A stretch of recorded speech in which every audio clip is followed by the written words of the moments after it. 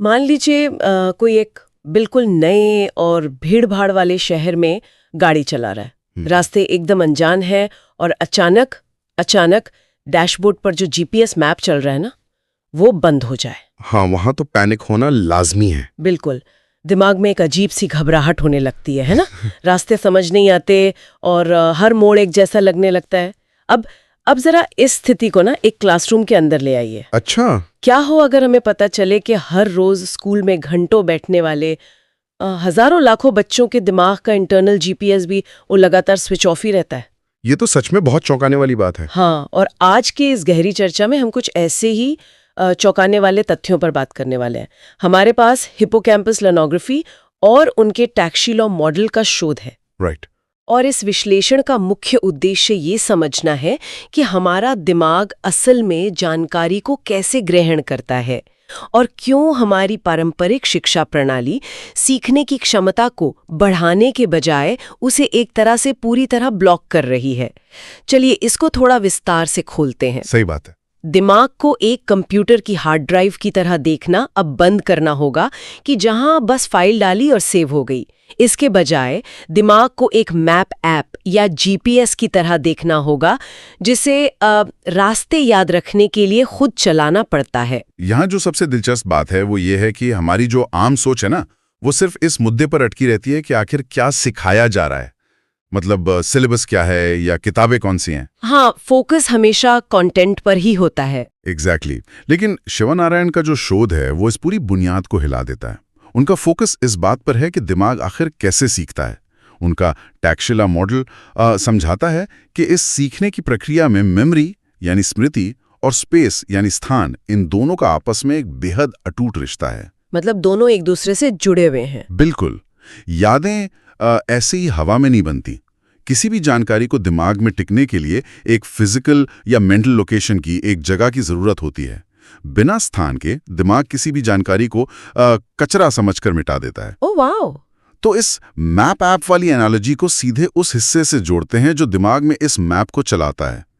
इसे हिप्पोकैम्पस कहते हैं, राइट? हाँ, बिल्कुल सही। इस शोध में हिप्पोकैम्पस को दिमाग के लर्निंग कंपस या हिप्पोकैम्पस का नाम दिया गया है।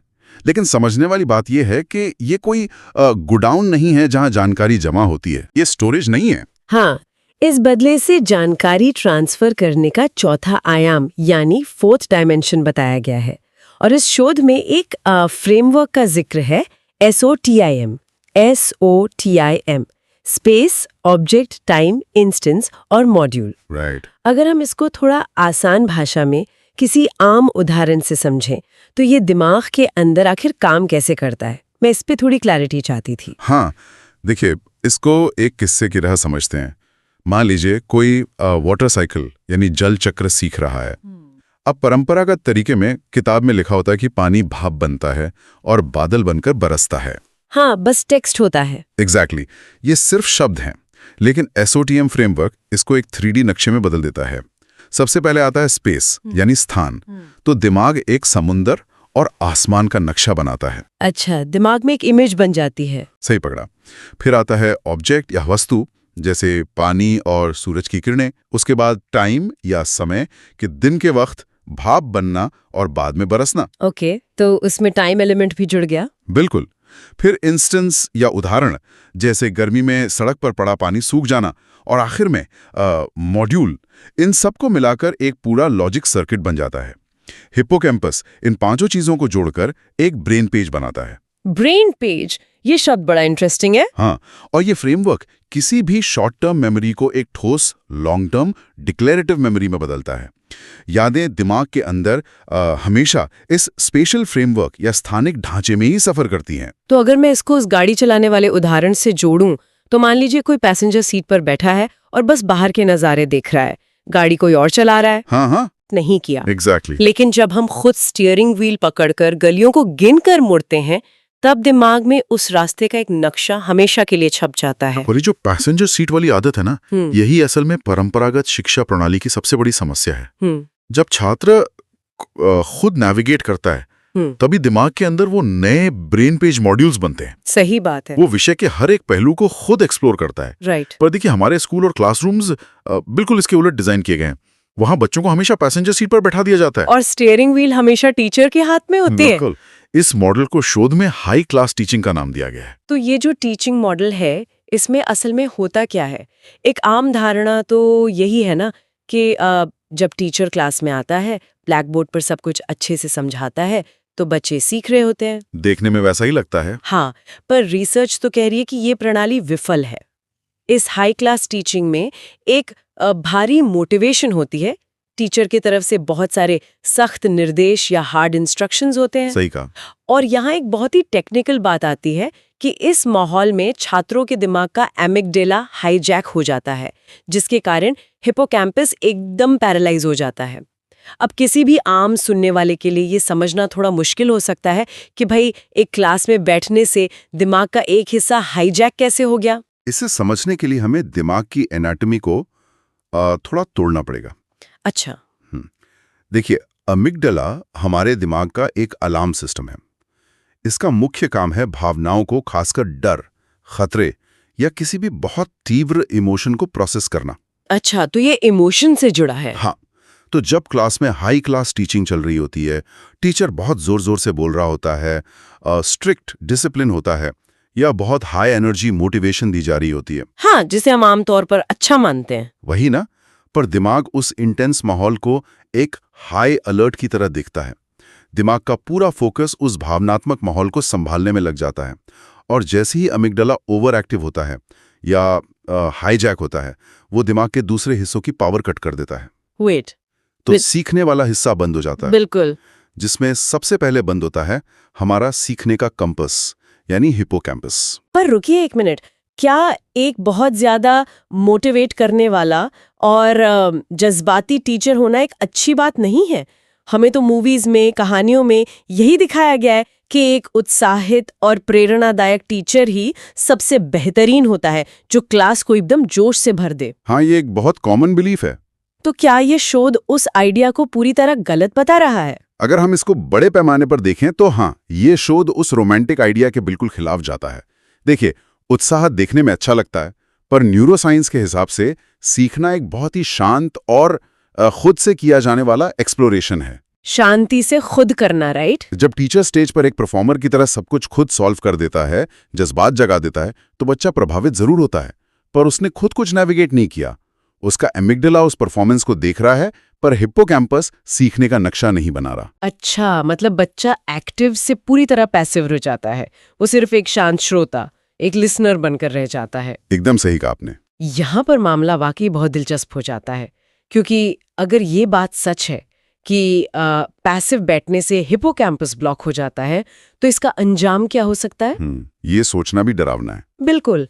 अगर किसी इंसान का हिपोकैम्पस पूरी तरह काम करना बंद कर दे, तो उसकी जिंदगी आखिर कैसी होगी?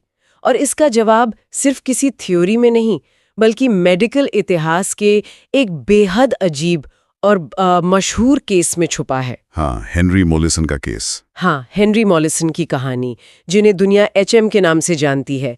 एक ऐसी मेडिकल मिस्ट्री जिसने पूरी दुनिया को दिमाग के बारे में नई चीजें सिखाईं। इसके बारे में बताइए। हेनरी मोलिसन का केस सीखने के विज्ञान में वाकई एक टर्निंग पॉइंट था। ये 1953 यानी 1953 की बात है। HM की उम्र उस वक्त लगभग 27 साल थी और उन्हें मिर्गी यानी एपिलेप्सी के बहुत भयानक दौरे पड़ते थे। वो बहुत यंग थे वो। हाँ, और हालत इतनी खराब थी कि वो नॉर्मल जिंदगी नहीं जी पा रहे थे। उन दौरों को रोकने के लिए उनके डॉक्टर्स ने एक बहुत ही रैडिकल सर्जरी करने का फैसला किया। उन्होंने HM के दिमाग से बायलैटरल मीडियल टेम्पोरल लोब्स को निकाल दिया। मतलब फिजिकली हिस्सा हटा दिया। हाँ, आसान भाषा में कहें तो उनके दिमाग से हिप्पोकैम्पस और उसके आसपास का वो पूरा इलाका निकाल दिया गया जो उस GPS को चलाता था। बाप रे! और इस सर्जरी का नतीजा क्या निकला? मिर्गी के दौरे तो ठीक हो गए होंगे शायद, सर्जरी टेक्निकली सफल थी शायद। हाँ, सीजर्स आना बंद हो गए थे। पर एक बहुत बड़ी और भयानक कीमत चुकानी पड़ी उन्हें। HM का इंटरनल GPS हमेशा के लिए चला गया। उनके अंदर एंट्रोग्रेड एमनीजिया पैदा हो गया। बिल्कुल। मतलब वो अपने पिछले बीते हुए कल को तो थोड़ा याद रख सकते थे, पर उनमें नई मेमोरी बनाने की क्षमता वहीं के वहीं खत्म हो गई। इसको अगर रोजमर्रा के उदाहरण से समझें तो दिमाग में दो तरह की मेमोरी होती हैं। एक होती है प्रोसीजरल मेमोरी, यानी किसी काम को करने की मसल मेमोरी। हाँ, जैसे साइकिल चलाना या जूते के फीते बनना, एचएम ये सब आराम से कर सकते थे। लेकिन दूसरी होती है डिक्लेरेटिव मेमोरी, यानी नए तथ्य सीखना, फैक्ट्स याद रखना, जैसे आज कौन सा दिन है या अभी उन्होंने किससे बात की। ये क्षमता पूरी तरह मर गई। हाँ, एक तरह से वक्त उनके लिए वहीं 1953 में ठहर गया था। कितनी अजीब स्थिति होगी उनके लिए। और इसी पॉइंट को पकड़कर शिवा नारायण अपने शोध में एक बेहद चौंकाने वाली तुलना करते हैं। वो बताते हैं कि एचएम का केस तो एक एक्सट्रीम मेडिकल कंडीशन थी, जहां आकर दिमाग का एक हिस्सा फिजिकली निकाल लिया गया था। राइट। पर आजकल के मॉडर्न क्लासरूम्स में जब बच्चे घंटों तक बेंच पर चुपचाप बैठते हैं, जहां उनका हिप्पोकैम्पस और एसओटीएम फ्रेमवर्क इस्तेमाल ही नहीं हो रहा होता, तो क्या उनका हाल भी कुछ वक्त के लिए एचएम जैसा नहीं हो जाता? ये कंपैरिजन तो बहुत डीप है ना? उनके दिमाग के अंदर नए डिक्लेरेटिव मेमोरीज बनाना नामुमकिन सा हो जाता है, क्योंकि सीखने का कंपास तो एक तरह से पैरालिसिस में जा चुका है। तो इसका मतलब ये हुआ कि हमारे स्कूल अनजाने में ही सही रोजाना बच्चों को हेनरी मॉलिसन वाली मेंटल स्टेट में भेज रहे हैं। अगर पेडागोजी जो पूरी तरह टीचर और इंस्ट्रक्शंस पर निर्भर है, वो ऐसी स्थिति पैदा कर रही है, तो इसका इलाज क्या है? इस प्रॉब्लम से बाहर निकलने का रास्ता क्या है? उसका रास्ता इस शोध के दूसरे हिस्से में है। यहीं पर इस शोध का दूसरा हिस्सा यानी लर्नोग्राफी का नया मॉडल सामने आता है। मुझे इस बारे में सुनना है। देखिए, लर्नोग्राफी को समझने के लिए हमें टीचिंग शब्द को दिमाग से बिल्कुल निकालना होगा। ये पेडागोजी का एक प्योरली साइंटिफिक विकल्प है, जो मोटर साइंस और स्थानिक ज्ञान यानी स्पेशल रीजनिंग पर निर्भर है। इस मॉडल में एक बहुत जरूरी कंसेप्ट आता है, पेंसिल पावर। Pencil power? हाँ, इसमें फिंगर मैपिंग, टास्क सॉल्विंग और ऐसी मोटर एक्टिविटीज के जरिए सीखने पर जोर दिया गया है। जब सीखने वाला खुद पेंसिल पकड़कर लिखता है, अपने हाथ से चीजों को ड्रॉ करता है, सवालों के लॉजिक को फिजिकल तौर पर पेज पर उतारता है, तो दिमाग के अंदर एक फिजिकल मूवमेंट होती है। अच्छा, तो बॉडी और ब्रेन एक साथ काम कर रहे हैं। बिल्कुल। ये फिजिकल एक्शन उनके कॉग्निटिव सर्किट्स के साथ मिलकर मजबूत ब्रेन पेज मॉड्यूल्स बनाता है। इसको एक और तरीके से सोचें, अगर जैसे टीवी पर किसी मास्टर शेफ का कुकिंग शो देखना। एक शेफ बहुत ही शानदार तरीके से खाना बना रहा है, बैकग्राउंड में अच्छा म्यूजिक है, शेफ बहुत मोटिवेटेड है, जो देख रहा है उसको बड़ा मजा आएगा, उसको लगेगा कि उसे सब समझ आ गया। हाँ, लगता है कि हम भी बना लेंगे। वही तो। पर क्या सिर्फ उस शो को देखने से कोई कुक बन सकता है? जब तक इंसान खुद रसोई में जाकर चाकू नहीं पकड़ता, सब्जियां किस आकार में काटनी है ये खुद महसूस नहीं करता, पैन में तेल का तापमान खुद चेक नहीं करता, तब तक सीखना शुरू ही नहीं होता। सही बात है। तो लर्नोग्राफी और मोटर लर्निंग बिल्कुल यही खुद रसोई में उतरने का विज्ञान है ना? एकदम बढ़िया एनालॉजी है ये। और अगर इसके न्यूरो एनाटॉमी वाले हिस्से को देखें, तो इस खुद रसोई में उतरने या खुद लिखने की प्रक्रिया में एंटीरियर हिपोकैम्पस की भूमिका सबसे अहम होती है। एंटीरियर हिपोकैम्पस क्या करता है? एंटीरियर हिपोकैम्पस दिमाग का वो हिस्सा है जो हमारे मोटो फंक्शन यानी हाथ और उंगलियों के मूवमेंट को हमारी कॉग्निटिव जानकारी के साथ आपस में जोड़ता है।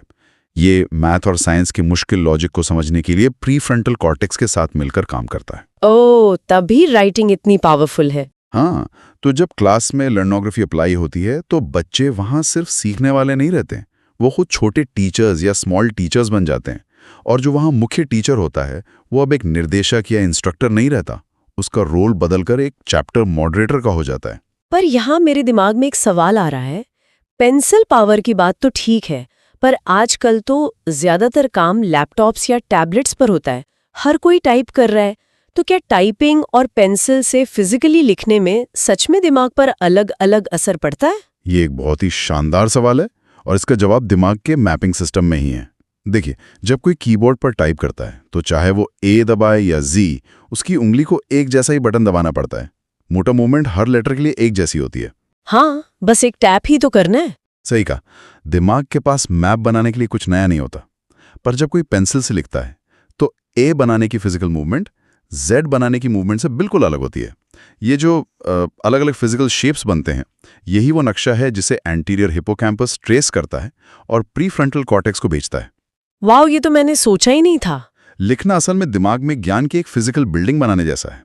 तो इस सब का आखिर मतलब क्या है? एक तरफ तो हमारे ट्रेडिशनल क्लासरूम्स में बच्चे पैसिव होकर बैठने की वजह से इस पेंसिल पावर और स्पेशल मैपिंग से दूर जा रहे हैं। हाँ, और वो पहले से ही एक बड़ी प्रॉब्लम है।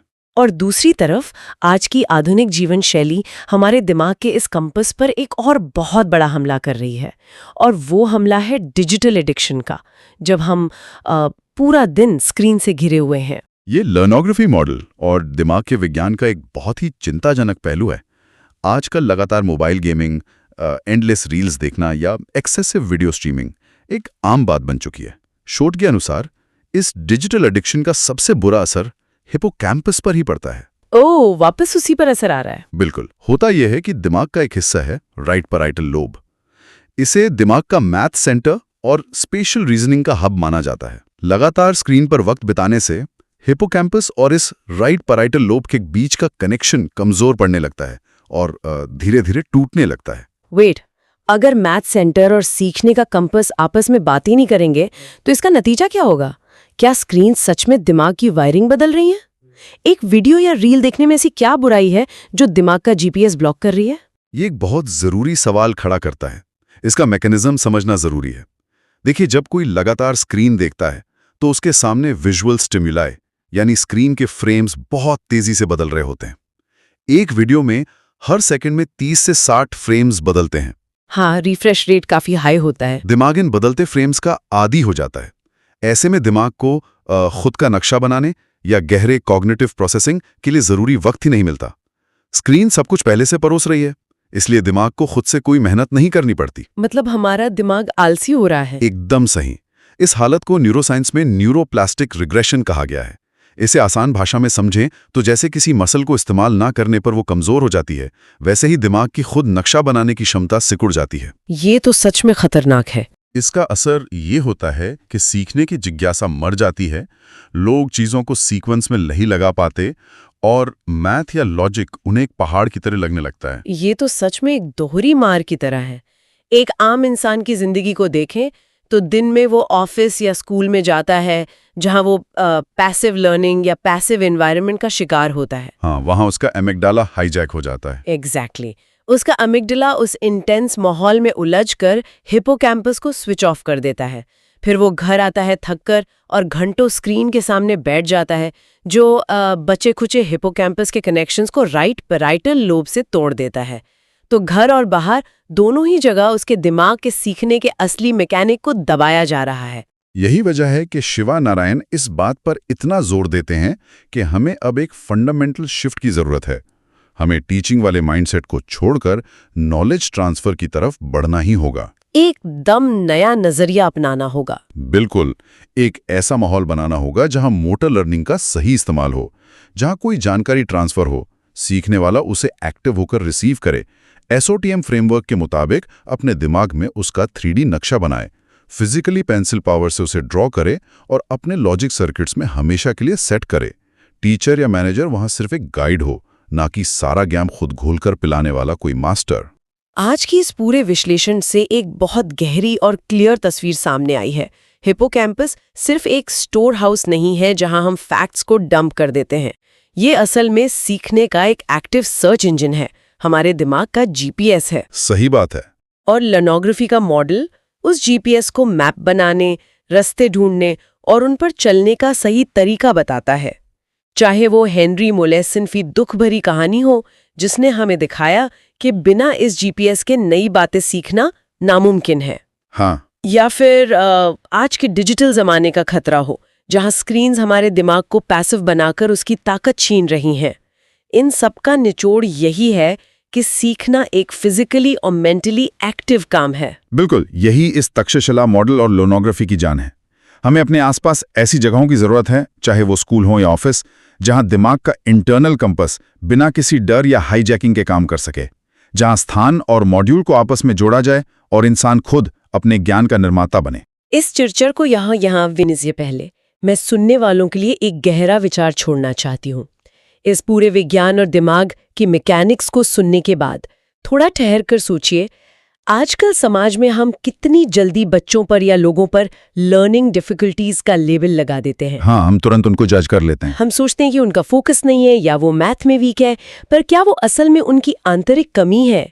अगर पारंपरिक शिक्षा प्रणाली का पैसिव माहौल और आधुनिक जिंदगी का एक्सेसिव स्क्रीन टाइम दोनों मिलकर एक इंसान के हिपोकैम्पस को लगातार दबा रहे हैं, तो क्या ये संभव है कि जिससे हम सीखने की समस्या मानते हैं वो दरअसल हमारी खुद की बनाई हुई गलत एनवायरमेंटल डिजाइन का परिणाम है? ये सोचने वाली बात जरूर है। अगर हम अपनी क्लासरूम्स और वर्क स्पेसेस को सिर्फ चुपचाप सुनने वाली जगह न बनाकर एक एक्टिव लर्निंग स्पेस में बदल दें, जहां हर कोई खुद अपने रास्ते नेविगेट करें, तो शायद हमें पता चलेगा कि हमारे दिमाग की क्षमता वहां तक जा सकती है जहां तक हमने कभी सोचा भी नहीं था। ये एक ऐसी स्थिति होगी जहां दिमाग का जीपीएस कभी किसी को भटकने नहीं देगा। आज की चर्चा में बस इतना ही।